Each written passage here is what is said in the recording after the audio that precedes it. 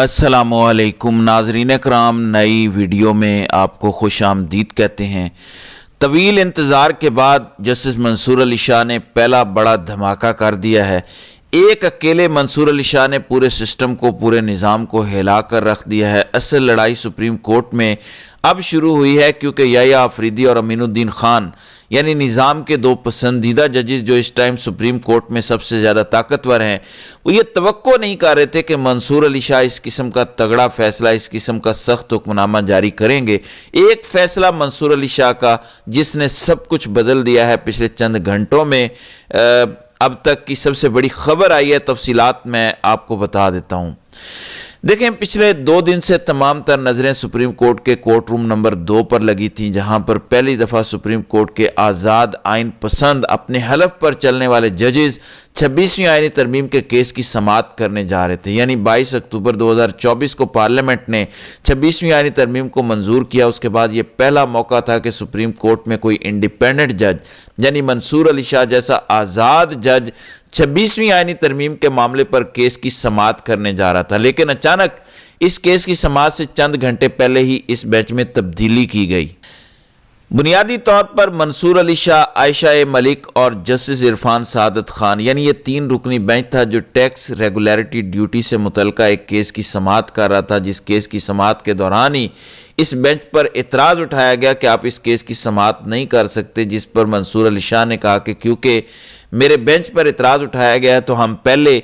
Bench के इख्तियारात से मुतल्लिक यानी 26वीं यानी तरमीम के बाद रेगुलर बेंचेस के पास क्या इख्तियारात हैं इस मामले पर पहले केस की समाअत करेंगे, उसके बाद टैक्स का जो मुकदमा है इस केस की समाअत करेंगे। अचानक इस केस की समाअत से चंद घंटे पहले ही जस्टिस इरफान सादत खान को इस बेंच से हटाकर जस्टिस अकील अब्बासी को इस बेंच में शामिल किया गया। हालांकि ये टेक्निकली एक बड़ा ब्लंडर था।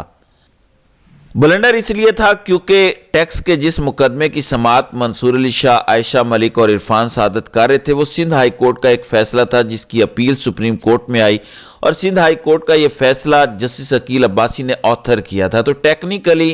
कोई जज हाई कोर्ट के अंदर किसी केस का फैसला सुना दे और वही जज सुप्रीम कोर्ट में आ जाए तो वो जज अपील उस केस की नहीं सुन सकता, यानी मुख्तलिफ जज उस केस की अपील सुनता है। लेकिन याह्या अफरीदी और अमीनुद्दीन खान इन दोनों जजेस को इस बात का खतरा लायक था कि कहीं मंसूर अली शाह 26वीं यानी तरमीम पर कोई तगड़ा हुक्म जारी ना कर दें। इसलिए बुध और जुमेरात की दरमियानी शब यानी इस केस की समाअत से चंद घंटे पहले ही अचानक इस बेंच में तब्दीली की गई और टेक्निकली बहुत बड़ा ब्लंडर मारा गया कि इरफान सादत को हटाकर अकील अब्बासी को शामिल किया गया। सुप्रीम कोर्ट के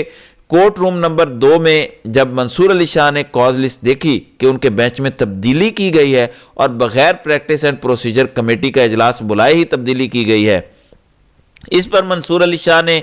पहला तगड़ा हुक्म जारी किया, पहला धमाका किया जिसकी तवक्को याह्या अफरीदी और अमीनुद्दीन खान नहीं कर रहे थे। इससे पहले ये हो रहा था कि जब भी मंसूर अली शाह का रास्ता रोकने की कोशिश की जाती या उन्हें कमज़ोर करने की कोशिश की जाती तो मंसूर अली शाह, याह्या अफरीदी और अमीनुद्दीन खान को या मुतल्लिका फोरम पर सिर्फ खतो किताबत करते। ये पहला मौका था कि मंसूर अली शाह डट गए, पहला मौका था कि मंसूर अली शाह ने फैसला किया कि अब सुप्रीम कोर्ट का निज़ाम इस तरीके से नहीं चलाया जाएगा जिस तरह से पिछले कई माह से चल रहा है।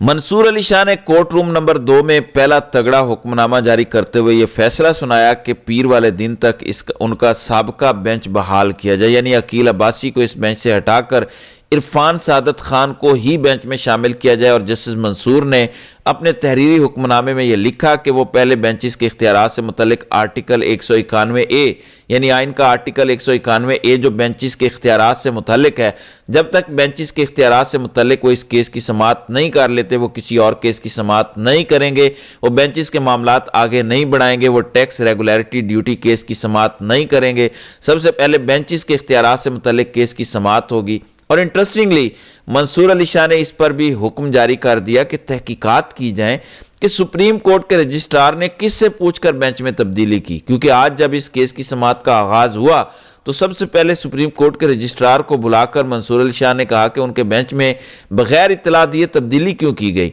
इस बेंच में तब्दीली से चंद घंटे पहले यह खबर आई थी कि इस केस को कॉज लिस्ट से हटा दिया गया, यानी जुमेरात वाले दिन जब इस केस की समाअत होनी थी 16 जनवरी को, तो उससे चंद घंटे पहले ये इतला आ गई थी कि अचानक इस केस को कॉज लिस्ट से हटा दिया गया है, इस केस की दोबारा नई तारीख दी जाएगी।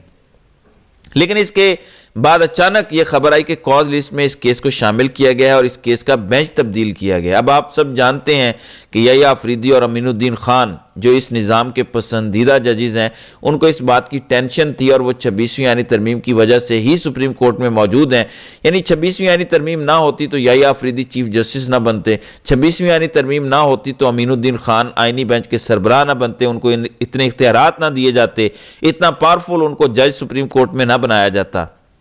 انٹرسٹنگلی پچھلے 2.5 ماہ سے منصور علی شاہ بار بار کہہ رہے تھے کہ 26ویں آئینی ترمیم کے معاملے کو ٹیک اپ کیا جائے، سب سے پہلے 26ویں آئینی ترمیم کا فیٹ ڈیسائیڈ کیا جائے، سپریم کورٹ کے تمام تر ججز کی اس بارے میں رائے لی جائے۔ لیکن یحییٰ آفریدی اور امین الدین خان ظاہر ہے وہ سب سے بڑے بینیفیشری ہیں 26ویں آئینی ترمیم کے، وہ کسی صورت یہ نہیں چاہتے کہ 26ویں آئینی ترمیم کا معاملہ سپریم کورٹ کا کوئی آزاد جج سن لے، اور پہلی دفعہ ایسا ہوا تھا کہ سپریم کورٹ کے تینوں آزاد جج یعنی جسٹس منصور علی شاہ، جسٹس عائشہ ملک اور جسٹس عرفان سعادت خان، یہ تینوں انڈیپینڈنٹ ججز ہیں، یہ تینوں اپنے حلف پر چلنے والے ججز ہیں۔ اور جب منصور علی شاہ نے سپریم کورٹ کے کورٹ روم نمبر 2 میں یہ حکم نامہ جاری کیا کہ وہ پہلے بینچز کے اختیارات سے متعلق کیس کی سماعت کریں گے، یعنی 26ویں آئینی ترمیم کے بعد سپریم کورٹ کے ریگولر بینچز کے اختیارات کیا ہیں، وہ کون کون سے کیس کی سماعت کر سکتے ہیں،